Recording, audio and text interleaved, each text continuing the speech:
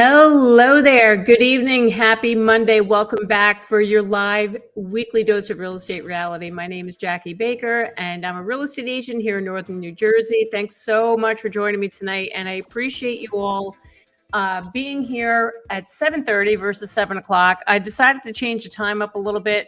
I figured with this, the daylight savings time, I feel like it was still too light out at 7 o'clock. People weren't able to get on at 7, so I figured let's move it to 7:30 and see if that helps. So we'll see how this goes. So thanks so much for joining me tonight. I am solo tonight. I don't have a guest with me, but my topic, you saw the thumbnail, you saw the title. It's a pretty important one. So I wanted to talk about this week the lawsuit that is going on. Some home sellers. This started back in 2019. Some home sellers are actually suing the National Association of Realtors and a few national real estate brokerages like Keller Williams, ReMax, and Anywhere, which used to be Realogy, which is actually my parent company, Anywhere overseas, called Bankers. So I wanted to talk about this. I got to be honest, it's hitting home, obviously, because I am a realtor. And I think it's going to have a major impact, not just on real estate agents, but it will affect the housing market in some way. And this can affect people when they're buying their houses now. So the whole thing with this lawsuit, it's over the commissions. Okay, so back in 2019, this gentleman by the name of Christopher, I don't know if I'm pronouncing his name right, Merle, I don't know. I can't pronounce his last name. Sorry for bashing it. But anyway, he took it upon himself to bring a lawsuit against NAR and these brokerages, claiming that the NAR rules. Okay, so the NAR rules is the seller always pays the commission, right? They pay the commission to the agent who's listing the house, and they're also paying the buyer's agent. Okay, so typical commission when you're selling a house, you pay to the agent. It's either 5 or 6%, and that commission is split. 2.5 can go to the listing side, the listing agent, and the other half goes to the buyer's agent. So the argument is that they feel that violates the Sherman antitrust law, and they want that taken away from the sellers. They feel like the point of the lawsuit is they feel that buyers should pay their agent's broker directly. It shouldn't come from the sellers. It shouldn't come out of the seller's pocket. Now, I understand that. I totally understand that. And part of the argument is they were claiming that these companies were inflating the commission rate to entice buyer's agents to come to come show that person's house because they were offering a good commission rate to the buyer's agent. Now, there could be a lot of arguments about this, and I'm sure Tracy, who's on, hi Trace, I'm sure you have a lot to add to this. So what can this do? But I'll show that comment in a minute because I'm right there with you, sister. We have a lot to unpack tonight. So bottom line is they want to make it where the sellers don't have to pay that commission to the buyer's agents anymore. And this could be a major impact, not on just real estate agents, but again, like I said before, it could be a major impact on buyers, especially first-time buyers. If they have to pay a commission out of their pocket to their agent. Now, look, is it worth it? I mean, yeah, because, we work our butts off. We really do. And I got to tell you, I felt a little beat up about this because I'm like, oh my God, is this the end? Is this the end for us real estate agents? If this ruling goes through and they're going to get rid of this, and they're going to make buyers pay for their buyer's agents, and buyer's agents are going to walk away. I will see a lot of real estate agents get out of the business. That's my opinion. So let me get into this article. This is from Inman Connect. It's a publication for real estate agents. They did a really good job on breaking this down. And I'm a little disturbed by this because it's really going to have such a major impact on real estate agents. And I'm going to go into that a little bit more because it doesn't affect just real estate agents. Like us realtors, we all have businesses where we hire people. We hire, like I have an editor. Some people hire virtual assistants to help them run their business, to keep it run smoothly, to help better serve their clients. If the realtors lose their jobs, like if this all goes away, then you're impacting all these other jobs as well. So this could have a major blow to a lot of people, not just real estate agents. So let's break this down. Let's go back to the beginning and what this is all about. So, all right, this is from Inman. Now, again, this is going back to 2019 where this was, this lawsuit was first filed. So it says here in June, to talk about last June, the U.S. District Court for the Northern District of Illinois posted an unsealed, partially redacted version of a motion for a class certification in a federal antitrust case brought in March 2019 by home seller Christopher Merle against the National Association of Realtors and real estate franchisors Realogy, Home Services of America, ReMax, and Keller Williams. So, and it says here, other home sellers subsequently joined as plaintiffs. So now this is becoming a class action lawsuit. So March of this year, just less than a month ago, a judge ruled that this could be, it has a class certification. It's going to be a class action suit. Yeah, scary. All right, so let's go through what it says. The suit alleges that some NAR policies, including one requiring listing brokers to offer buyer brokers a commission in order to list a property in a realtor-affiliated multiple listing service, violate the Sherman Antitrust Act by inflating seller costs. NAR has 1.5 million members nationwide. The vast majority are residential real estate agents and brokers. This suit, like a smaller federal case in Missouri known as Sitzer Burnett, seeks to have home buyers pay their brokers directly rather than having listing brokers pay buyer brokers from what the seller pays the listing broker. Sitzer Burnett recently won class certification for home sellers in 4 MLS markets in Missouri and survived an appeals court challenge from the defendants. The defendants made clear that they did not think the fact that Sitzer Burnett got class action status should have any influence on the court's evaluation of Merle. Now, this is scary because, of course, I'm going to say, it's scary because, we all could be out of jobs, right? The 1.5 million real estate agents out there. Yeah, there's a lot of people are going to be, they're going to get out of this business. They will.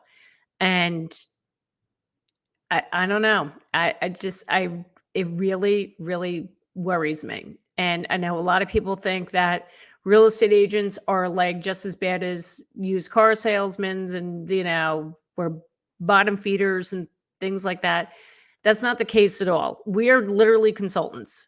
Okay. Yeah. I'm here to defend us. We are literally consultants. So Tracy here, John, could you throw up Tracy's comment? By the way, we work our fannies off for those commissions. Many, many times we work for nothing. Thank you, Tracy. So yeah, we do. We do work for nothing. And I have a perfect example. I had clients that I acquired about a month ago, showed them a house, made a couple of offers, drove an hour, right? Took me 3 hours out of my day. And look, I'm not here to bash them. Look, you have a right to work with whoever you want to. But they ended up choosing not to work with me. They ended up going with somebody else. And this happens all the time. We do have buyer broker agreements. I never make anybody sign a buyer broker agreement. If any real estate agents that are on here, that can chime in with that. I don't know if anybody else does buyer broker agreements. And we were taught this in real estate school. If you're working with a buyer, you're representing a buyer, you have them sign an agreement that you're representing them. And if they go off and work with another real estate agent while you have that signed agreement, that realtor, so say if I have an agreement, I can go after that person for the commission. if they went and went to work with another agent behind my back. But I don't work that way. I don't work that way. I'm not in this for the money. I'm not. I'm in this. It's a service. I'm in here to help people. And I speak for Tracy, and I speak for a lot of real estate agents out there. Is the money good? Yes, sometimes it's good. Sometimes it sucks. Sometimes we have some really bad years. This has not been the best year so far for many of us, but we're in this because we love it. We love helping people, with their home purchase and helping them find that house and guiding them and getting them to the closing table. It is like the best feeling ever. And that's why I got into this business. And if people think that we're like overpaid and what have you, look, we work our asses off, like Tracy said. Anthony, I will never sign an agreement with a realtor. If they suck, I'm stuck with them. No thanks. Anthony, I agree with you. And that's why I won't do it. I won't sign an agreement. And yeah, have I lost clients like the ones I just lost before? Absolutely. But you know what? We weren't a fit. We weren't a fit. But to be honest with you, if I ever had an agreement, I'd let them out of it. I wouldn't. I know you're probably saying, yeah, right. You say that now. I don't feel right doing that because it's not always a fit. It's not. So that's why I don't believe in, I'm losing internet. Sorry, just lost internet for a second. That's why I don't believe in the buyer broker agreements. And there are a lot of real estate agents that will do it. I don't agree with it. I don't. So Andrew says, I've been looking for several months in South Jersey, and I hate the fact that that all he gives my realtor is burgers and drinks after the showings. Andrew, you're awesome. Thank you so much. That you don't even have to do that. Like, that's just, oh my God, that's amazing. You know what? Your agent is very lucky because it's the appreciation. One client, why am I losing internet tonight?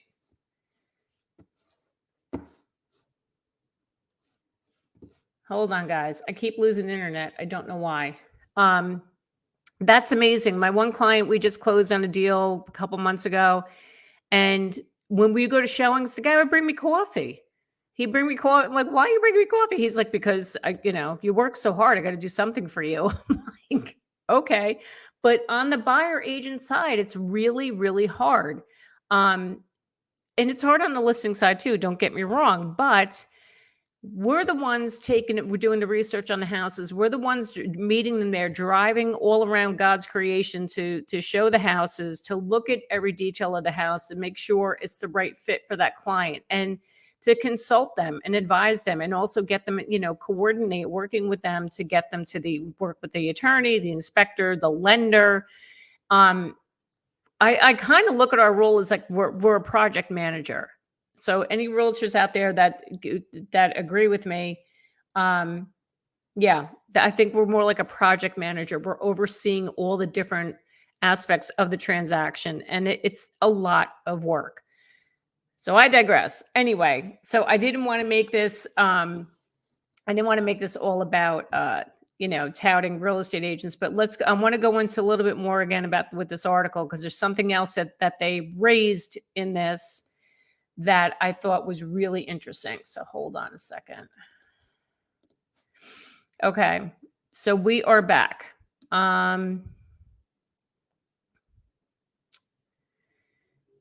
Where'd we go, guys? Sorry. Now, they go through here in the article, they're talking about the different arguments between the plaintiffs and the defendants, right? So now this part here, no evidence most buyers wouldn't use buyer agents and sellers wouldn't pay for them. The defendants' attorneys asserted that the plaintiffs lacked evidence to show that, as argued by the plaintiffs' experts, most buyers would no longer use buyer agents and most sellers would no longer pay for them if the main NAR rule at issue in the case were rescinded. The defendants noted that the benefits of buyer agents to buyers did not depend on the rules at issue in the case. Even with increasing technological resources, buyers still report that buyer brokers provide valuable services, including guidance on houses and neighborhoods, purchase offer and closing contract negotiation, and referrals to service providers such as mortgage providers and home inspectors that are helpful and sometimes necessary to facilitating a successful home purchase. Indeed, 51% of buyers stated that what they wanted the most from a real estate agent was help finding the right home to purchase. Yes, that is true. That's our job, but it goes way further than that, as it says right here, and as I just said before, we do way more than that. Way more than that. We actually we act like therapists too sometimes. I mean, Tracy, you can tell me, yeah, Trace, I see your comments. Yeah, we do so much and we don't get paid. At the end of the day, if the deal falls apart, we get nothing. We are not salaried. We are solely commission based. So I'm glad that they pointed out here that the value of what we bring to the table, because I'm sorry, it's tremendous. And especially for the first time buyers, whenever I get a first time buyer, they are so stressed out. They are so uninformed. They're not educated. And that's what we went to real estate school for, right? We had to learn how to do all this stuff to teach others, to help them make that purchase, to make that home purchase. This is going to be the biggest financial purchase in your whole life, most likely, right? So you need somebody to help you through that. Now, here's the other thing too. Now they're saying that they don't want the sellers to pay for the buyers. They don't want the sellers to pay the commission to the buyer's agents. But here's the problem I see with that. If a buyer goes to work directly with the listing agent, right, that's then considered dual agency. Dual agency gets hairy, which means now that agent is representing both buyer and seller. Excuse me. Oh my God. That is where you have to be careful. If you're going to walk into a situation and you walk up to the listing agent and say, I want to work directly with you, I'll make the offer with you. You have to be careful, because that listing agent, their fiduciary responsibility is with the seller. Okay. Even though you end up signing a contract and, you will sign a disclosure saying that, yeah, you are representing them, the buyer as well. The listing agent it always goes back to the sellers. Their initial agreement, their initial contract was with the seller. So anything that comes through on that deal, whose side are they going to be on? They're going to be on the seller side. Okay. So don't think you're getting a deal walking in and going directly to the listing agent and saying, hey, let me, I'll get whatever, they think they're going to get a deal, and they'll say, let me work with you, and, you can represent me, and that's fine. But you got to be careful, because they're not always going to be they're not going to be on your side. They're not. It's going to always fall back on the seller. So keep that in mind. So something else I wanted to point out here, I thought was very interesting, that Inman pointed out. Okay, this thing right here. Sellers may not be better off if the commission rule went away. The plaintiffs don't have any common class-wide proof that sellers would be better off if the challenged rules didn't exist, defendants' attorneys wrote.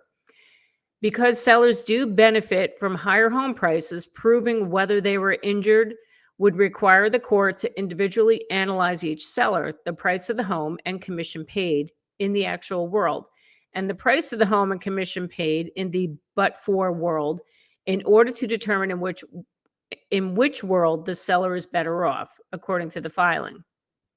Plaintiffs offer no means of performing that analysis, which would be necessary to establish whether fact of injury can be determined on a class-wide basis. Okay, so they're talking about with this whole making a class action lawsuit. They're trying to show how it impacted them on their sale price. Okay.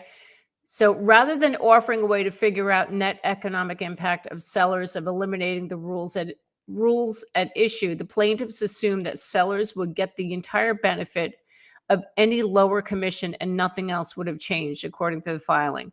This assumption fails to account for or even consider how reassigning the cost of buyer broker services from the seller to the buyer would change the dynamics of the home sale transaction. Now, watch this. Plaintiffs' overly simplistic models of antitrust impact and damages fail to address the myriad of ways to individual class members may have benefited from the challenged rules.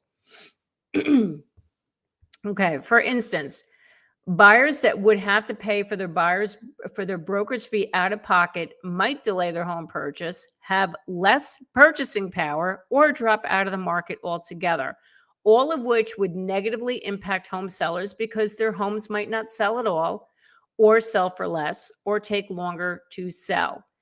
So it goes on. Indeed, one of the key studies in which economy, I don't know who that is, relies, sorry guys, I'm bad with like pronouncing names tonight. One of the key studies on which economies relies states that the housing prices would decrease by 2 to 3% if the financial burden of commissions shifts to buyers. I totally agree with that. Now, we're in a market right now where it's getting so hard to afford a home in this country, and it's still competitive in most markets, and prices are still going up. If you saw my video, I ended up dropping it on Sundays. By the way, my weekly videos, I think I'm putting them out on Sunday nights now. So anyway, I dropped it last night, and it talked about the forecast for the rest of this year and what the experts are saying. And there are predictions that prices are still going to go up because there's still no inventory. So now, if you throw on to a first-time buyer, they're going to have to pay their buyer's agent their commission. You think they're going to offer you full price on your house? No, they're not. This will definitely impact the housing market for sure, because like they said, you're either going to get less of a price, your home's not going to sell at all, or it's just going to sit on the market like for months on end because these people can't afford it. And this, like I said, in this market right now, this is insane that this is even going on right now. It's really scary, and it's just going to cause so much damage. It really is. Just not just to real estate agents, but I think that it could impact the housing market.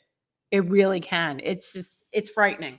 It's frightening. So this could go on for years. I mean, this started back in 2019, and just, like last month, they ruled that they're going to make it a class action suit, which means they're going to bring more sellers can join on this. And they're estimating that if the judge rules and they find that, yeah, this is, they definitely, NAR and these companies definitely screwed these people over, it could be a payout of up to $40 billion. What the hell?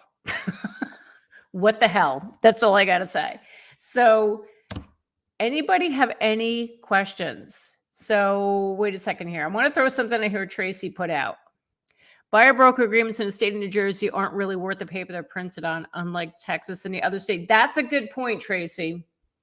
That's a good point, because I do know down in like Florida and Texas, they're very big on that, those buyer broker agreements, and it's a big deal. Like I remember going to conferences in other parts of the country, and people like, oh, we do buyer brokers. I'm like, I don't. I don't do it at all. I don't agree with it. I really don't. If you don't like me, you don't like me. Move on. That's okay.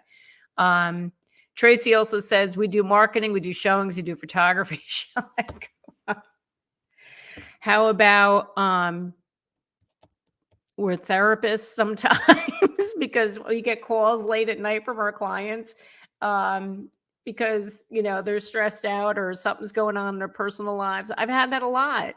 And, I've made a lot of great friends through my clients too. We get very close because this is like an intimate thing. We're doing this transaction is so much pressure, so much stress, and you're in it together. You're in it together, and you're just like, it's that race to the closing table. But man, it's fun. It's a lot of fun.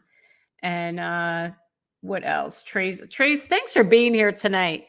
Buyers need someone they can trust. Absolutely. So again, the dual agency thing, if you're going to go work directly with the listing agent, oh my God, that's frightening. I would not I wouldn't do it. Have I done dual agency? I've done it, I think once. Yeah, I've only done it once, and the only way I did it, is because the clients insisted um, they wanted me to represent them. I had a listing, and they wanted to work with me too. And the only way I did it is I brought my manager. I got her involved, and I actually had her write up the contract, and she dealt with them in the beginning with, you know, the negotiating and them making the offer, and then once my sellers decided they were going to go with them, because my sellers would only get it's like they got the offer from another agent, but it was my manager, and I had to present it to them, said this is what they're presenting, and they ended up going with them because they did have the best price. Then after that, I did step in. I don't like doing it. I really don't like doing it. So, all right, John, we got some other comments on here. Logan, hey Logan, welcome. What about other developed countries operate with lower commissions and times without a buyer agent? I don't know the specifics. Without going into American exceptionalism, yeah, I don't know, but I know I don't know specifics as to what other countries charge, but I know in the lawsuit, let me bring it up again. I know in that lawsuit, they did mention that the UK and Australia, and I think it was, I want to say 1.5% that the buyers charge, the buyer brokers charge in those countries. Shoot, I can't find it. But I think that's what it was, something like that. They want us to model. So in this lawsuit, they're requesting that we should be modeling the UK and Australia, and I think the Netherlands. That's what they're requesting. So yeah. Look, is it gonna, if it went to that, okay, so say if it went to that and said, okay, the buyers brokers buyer brokers have to pay 1.5%, or buyers pay the buyer brokers 1.5%. Okay, still it's a lot of money. If it's 1.5% on the sale purchase, still a lot. You know, you're looking at a few $1,000s. So again, I think that's going to be detrimental. It'll be detrimental to the housing market, and it's going to affect the sellers because nobody's going to want to pay that. I don't know. I don't know how this is going to all go out. So, all right, what you got there, Miss Tracy? I sometimes spend months, hours, days working with buyers. I hold their hands through the step of the process. Believe me, the money at the end sometimes doesn't cover the get. It does. Amen, Tracy. Amen. And I'm sorry to be sounding like a downer tonight. I feel like I'm such a downer, but I'm so bothered by this lawsuit. Can you tell? So Andrew, hey, Andrew, what do you tell clients that are discouraged with the process? Feel like I'm finding new ways to lose offers, cash, contingent on finding it, not for sale, and afraid to overpay. I know. Look, unless you have cash, and listen, there are even people with cash offers that are getting turned down. I really feel like we're still in the market of luck. I hate to say that, but it's almost like you can have the best offer in the world. Like I had these clients who I just lost. They chose to work with somebody else. I mean, we had like a freaking awesome offer, but we lost to a lower offer that was cash. And at the end of the day, I'm like, but wait a minute, the appraisal was not a non-issue. Like we had a higher number and you didn't have to worry about the appraisal, but they went with cash anyway, because they have this stigma in their head that a cash deal is going to be that much easier. And it's not always the case. Sometimes it doesn't work out. And, you know, there's also we used to call them fake cash offers. Tracy, you can attest to this. Last 2 years, people were showing proofs of funds, throwing bank statements out. As like, look, I have the cash, only to go on the back end behind our backs while we're under contract to go get a mortgage. So listen, Andrew, I totally get it. And, oh, thanks, Tracy. Watch my previous videos. Yeah, cash is safer for sellers, and right. It's not safe. It's not, because you just never know. But the fake cash offers, I had that on a listing last year. I almost had a stroke because these people sent me their bank statements. They had a house they were selling, but they assured me and they said in the contract that it wasn't contingent on the sale of their home. They gave me the bank statements like, here, we're buying this for cash. Because I guess what was going to happen, they were going to just take the proceeds from the sale when that was done. So good, they had the money in the bank. So only to find out, we get a call from their attorney like a couple of weeks prior about them getting a mortgage. I'm like, are you what? Are you kidding me? I almost had a stroke. I could not believe it. I could not believe it. So, but it worked out. They still ended up paying cash anyway. Like we were like, oh hell no, it's not happening. So just had a fake cash offer last week. Deal fell through. Yep. Right. So Logan, not disagreeing, just seeing how other developed countries work makes it seem like sometimes the US is a few steps back. Well, listen, I'm not disagreeing with you there either. I mean, if there's a better way to do this where everybody benefits, listen, I'm all for it. I'm all for it. But the way they're going about this, and just to make it a class action and pay out billions of dollars to these people and then change these rules, it's, oh my God, it's just going to have such a bad ripple effect. I don't know. I don't know. Trace, what do you think? Trace, I should have had you on tonight. We could have been on for like 3 hours. But honestly, I just decided to talk about this like last minute because I'm sick of talking about the housing market. And I thought this was a good topic to get into because, look, people have their opinions about real estate agents. You love us or you hate us, right? And look, I'm okay with that. I got into this knowing that was the case. And yeah, but anyway, so anybody else have any other comments, questions, concerns? If you're watching this on the replay, feel free to drop a question or comment. I'm always watching. I'm always going through my comments, and I would definitely respond. So Logan, let me see here. Logan again, it's scary for sure. Similar to Netflix and cable TV or the taxi service and Uber, but on a much bigger scale, it's worrisome on all spectrums. Thank you, Logan. It is. I mean, look at travel agents. You really don't see too many travel agents anymore because you have Expedia and Travelocity and all of those things. You can book online. And I remember being on TikTok and somebody commented on my TikTok saying that, realtors are going to be extinct in like 5 years. And I remember I went back and I did a video responding to that comment and saying, what are you, crazy? People want to work. When it comes to real estate, people want that person to connect with, to talk to walk them through this, not just do something, go through online and, be done with it. Because one small mistake could be so costly and you don't want to be in that position, trust me. And that's why we're here. So whether we're on the selling side or on the buy side. Sorry, hold on, Mike. Mike, you're looking at T-neck.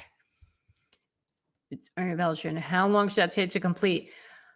Oh my God, they're doing a tax revaluation too. Oh my God. Sorry. I don't know. If they're doing it now, it's probably going to be for the next year. So for 2024, that's my guess. I know Westwood just went through it because I had a listing there last year. And we had that listing on. I had that on the market, I think September, and they did the revaluation. They were done with it by the time we sold the house. So it went into effect for this year for 23. So see, this is the other thing too. All these overvalued homes, now the towns are taking advantage and they're doing revaluations to up their taxes. But that's another story. So, Mike, that could take a while. Be the squeaky wheel and call tax assessor. They want you off their back and maybe move the process along faster. Just had the situation as well.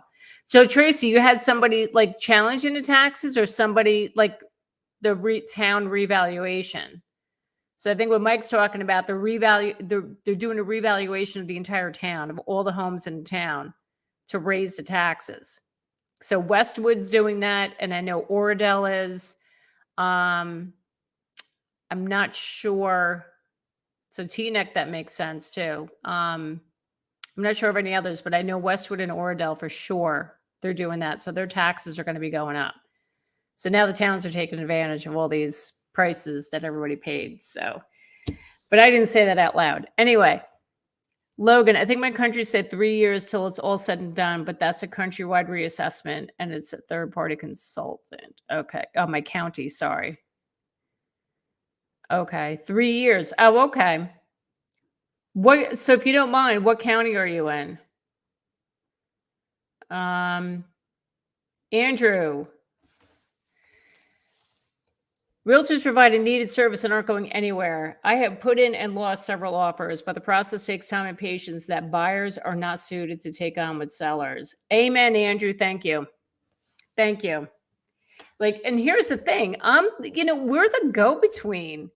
My buyer clients and even my sellers, they get nervous when they're dealing with the other side, and they're like, oh, what do they like? And like, oh, I don't want to deal. They get nervous, they don't want to talk to the other party. I'm like, well, that's why I'm here. I'm negotiating on your behalf. You tell me what you want. I'll tell you what I think, or I'll throw out a suggestion. Here's a better way to go about that deal, that offer. And then I go back and talk to the listing agent. That's what we do. This is what we're getting paid for. And this way, so you don't have to worry about that stuff. So anyway, yeah, we love you, Andrew. Thank you, Mike. Jennifer. Hey, Jennifer, welcome. Thanks for being here. What's going to change is what's been fought for years.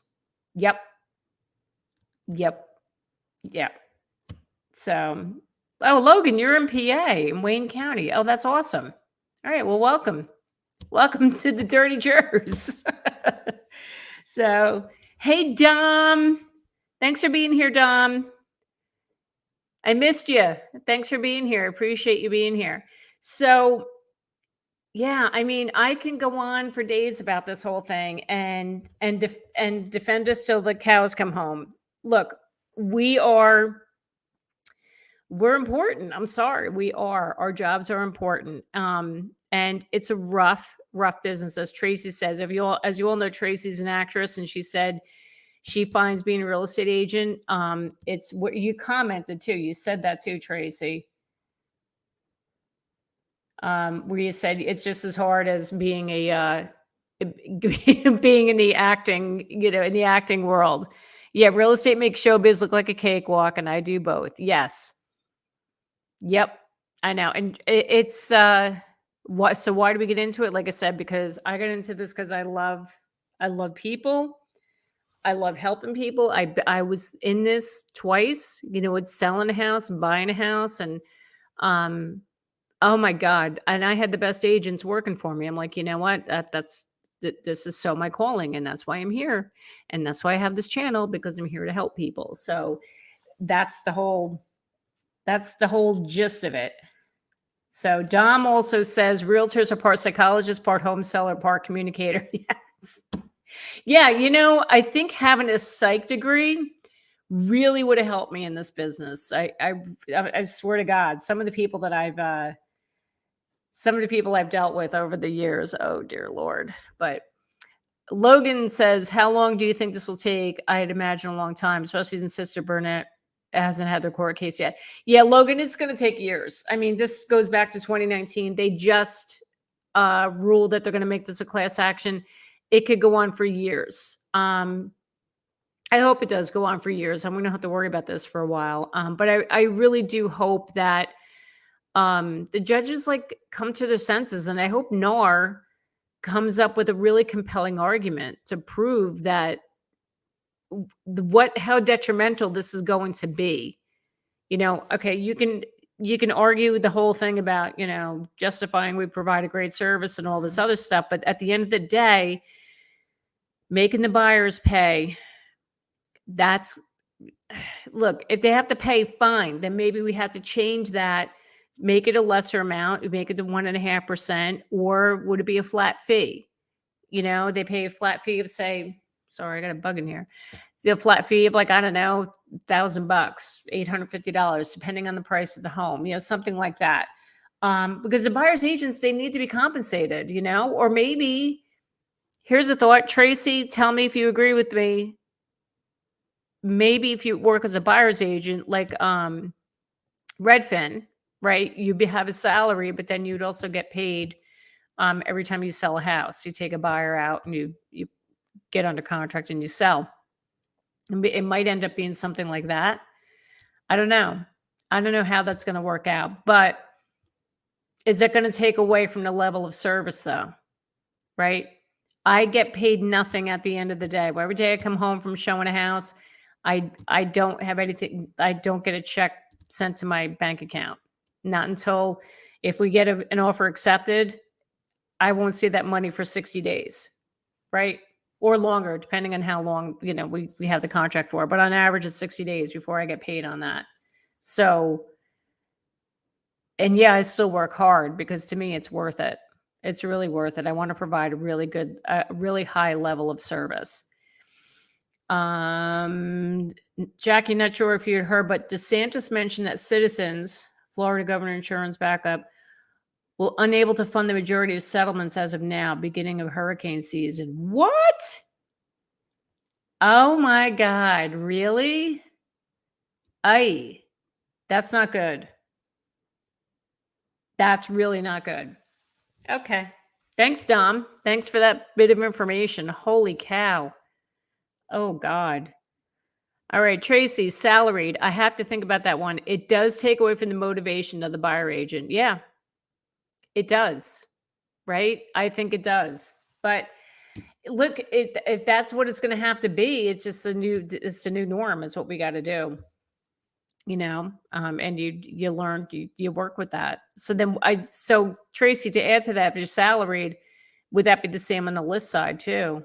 Yeah, I would think, but I don't know. This is just, we are, Dom, that was a downer, dude. Yeah, Dom, thanks for coming on, being a downer, but that's okay. I love hearing about the news from Florida. So please feel free. Anything else we need to know about? Florida blowing up. So, you're good, Dom. Don't worry. You're fine. Yeah. So this is just, it's really bothersome. It's really bothersome, but we have to rethink this and we got to find the right way to go about this to prevent, like I said, this could make it worse on the housing market for home prices, because people are not going to be like, when you see the rising interest rates. So you have a higher interest rate, now you got to pay a buyer broker fee on top of that. I don't know. I don't think it's a good thing. All right, Jennifer. Hey, Jennifer, what's going to change is buyers and buyers agents are going to have to negotiate their compensation individually and it'll be paid by the buyer at the closing statement. That's a good point. That is a good point. So Jennifer, to add to that, so let's go back to buyer broker agreements. So I wonder then if that would be the norm, if that would be required now. If I'm representing a buyer, they have to sign an agreement and then we will agree on the compensation on that agreement. I think that's probably, yeah, on top of everything else to negotiate. Ouch. But you know what, Tracy and Jennifer, let's think about this.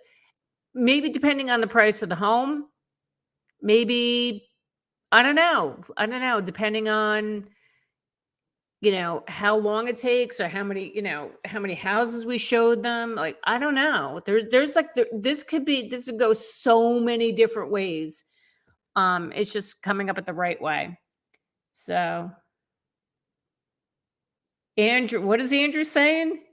DeSantis took a swing at the mouse and missed. Oh, are we talking about Disney? Are we talking about Disney? You guys got some drama down there, man. Yeah, Tracy, that gets tricky. It does. I don't know how I don't know how it's going to be worked out, but I just hope NAR does the right thing. I mean, we're all of us real estate agents, we're members of the National Association of Realtors, and I hope they do the right thing and not only properly defend, like really defend this, but if it comes down to it and we lose this and it does become a big class action suit, got to come up with a really good way, a really good model of how we're all going to be compensated. Because man, oh man, this is going to be tough. So the coffee fund. Thanks, Dom. Thanks for supporting me in the channel. That's amazing. The coffee fund. I'm going to send you some coffee. What do you like, Dom? So appreciate that, Dom. Thank you so much. That's amazing. So yeah, that's what we got, guys. So I feel like I've been a downer tonight, but I felt this is an important topic. And like I said, love us or hate us, we bust our asses for you guys and, for our clients. There are sometimes I don't get home till like, 8, 9 o'clock at night, and I'm running on the weekends. And yes, when I got into this business years ago, I missed out on some stuff with my kids because I had to work, had to go show a house, you really do work your tail off, as Tracy and I have said, you do. But it's worth it. It really, really is worth it. I love what I do. That's why I'm here every week. This is why I post my videos every week. And that's another thing too, you guys, you faithful viewers that come here every Monday. God, I love you guys. We are building a community here, and it's so amazing. And I'm loving this. I'm loving this so much. So grateful for all you guys that come and watch. And if you watch my weekly videos, I just so appreciate it, because I do put a lot of effort into it. It does cost me money. I do have an editor, and she's freaking amazing, but we both work hard. I mean, I work hard to come up with the content. She busts her tail to edit it, to make it really, really great, presentable and fun, and I'm just here to educate. So that's our jobs. That's our job. So never down or incredibly. Oh, you're fabulous, Tracy. Stop. When are we having lunch, Trace? We're going to have lunch soon. All right, Dom, what are you saying? You all heard about divorce settlements of who gets a 3% interest rate? No, I didn't hear about that, Dom. Dom, you're just like, you're just full of these comments tonight. I love it. Jennifer, personally, I think it needs to be treated like other professions. Your client pays you per an agreement, much like an attorney in all other professions. That's a good point too, Jennifer. I think you're right. And maybe that's what has to be done. But let's hope. Let's just hope this doesn't blow up into this whole thing and cause like this whole ripple effect, and then everything, the consumer gets impacted by this, not just the sellers, but the buyers too. That could be really tough. Yeah, could be, Logan says, could be an hourly rate. Then it would avoid those tire kickers. Yeah. Wouldn't that be lovely? I like that idea too, because we get those tire kickers, man. Oh my God. Yep. Interesting point, Jennifer. What else did Jennifer say? Here, wait. Hold on, John. Sadly, this industry wants you to be professional, but doesn't want you to be paid unless a house sells. That's indicative. Yep. Amen, Jennifer. Thank you. Thank you for that comment. I really appreciate that. That's awesome. Tracy, yes. Hourly rate. Now you're talking. I'd be worth millions. Oh my God. Oh, can you imagine? Yeah, that wouldn't fly. But anyways, anybody else have any other questions, comments? Because I'm pushing an hour here, and I can't believe I've been here on by myself for this long. Oh my God. So next week I'm working on having a guest. I don't know if he's going to be on next week. But I always talk about all the misinformation that's out online, and some creators that are putting out content to scare you about what's going on in the economy and the housing market. And I found this guy, this agent, who's actually calling out a couple of these creators. And I was like, man, good on you. So I've been chatting with him on the side, and I'm trying to get him on the show because I think it would be freaking amazing to have that conversation with him, because that's the other thing that's driving me nuts is these creators that are going to be that are out there just trying to scare you, and they're doing it for the views, and they're getting paid on those views. They have these really big channels, and I call them channels based on fear, because that's all that it is. And they're making money off people's fear. There, I said it. There, I said it. Okay. So, yeah, Joel, hit the like. Listen to Dom. Listen to Dom's bicep there. Hit the like. Thank you, Tracy. Love you. You're amazing, Tracy. So, all right, guys, this is what I got. I so appreciate you being here. Look at this, 50 minutes. I did it by myself. Okay. Thanks for being here. I will be back 7:30 again next Monday. We're going to move this to 7:30 because I'm seeing more people come on at 7:30. So I figured that's a good time to start. So mark your calendars, set your clocks. I don't care what you do. Be here at 7:30 next Monday. All right. You guys have an amazing week, and I'll see you next time.